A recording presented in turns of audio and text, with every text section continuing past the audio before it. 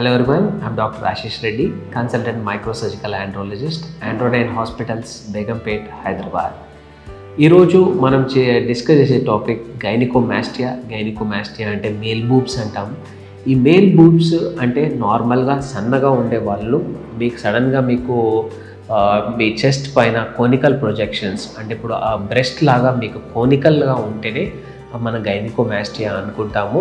So గైనికోమాస్టియా అనేది అంత కామనెస్ట్గా ఉండేది కాదు. నార్మల్గా లావ్ ఉన్న వాళ్ళలో కూడా చెస్ట్ పెద్దగా ఉంటుంది, అది ఫ్యాట్ డిపాజిషన్స్, అది గైనికోమాస్టియా కాదు. అది రూల్ అవుట్ చేసుకోవడం చాలా ఇంపార్టెంట్.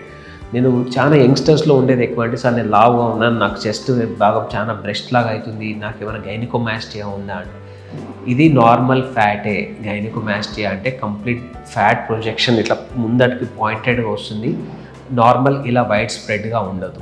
సో దానికి కొన్ని హార్మోన్ టెస్ట్ చేయించుకోండి, ఒకసారి ఎస్ట్రోడియోల్ ఎలా ఉందో టెస్ట్ చేసుకోండి, దాంతోపాటు ప్రొలాక్టిన్స్ ఏమైనా ఎలివేటెడ్ ఉన్నాయో చెక్ చేసుకోండి. సో ఇలా ఈ రెండు హార్మోన్స్ అబ్నార్మల్గా ఉందా లేదా మనం చెక్ చేసుకుంటే అవి నార్మల్ అంటే నథింగ్ టు వరీ. దెన్ దీంట్లో సర్జరీస్ ఏంటి, గైనికోమాస్టియా ఉన్నప్పుడు దాన్ని మనం ఎట్లా చేయాలి? సో గైనికోమాస్టియా అంటే సింపుల్ ప్రొజెక్షన్స్ ఉన్న వాళ్ళు నథింగ్ టు వరీ, చాలా సింపుల్ సర్జరీ. పొద్దునొస్తే సాయంత్రం ఇంటికి పంపించేంత సింపుల్ సర్జరీ.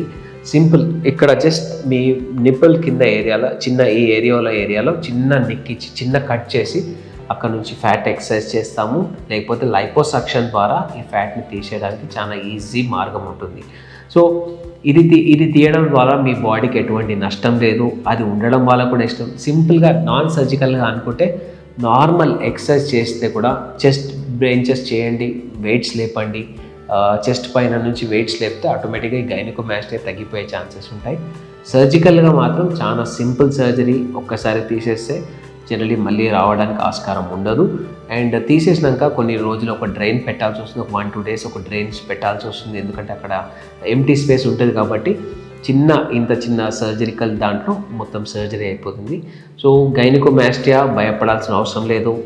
అది ఎవరిలోనే రావచ్చు, డ్యూ టు నార్మల్ ఫ్యాట్ వల్ల అవ్వచ్చు, హార్మోన్ అబ్నార్మాలిటీ వల్ల కూడా అవ్వచ్చు.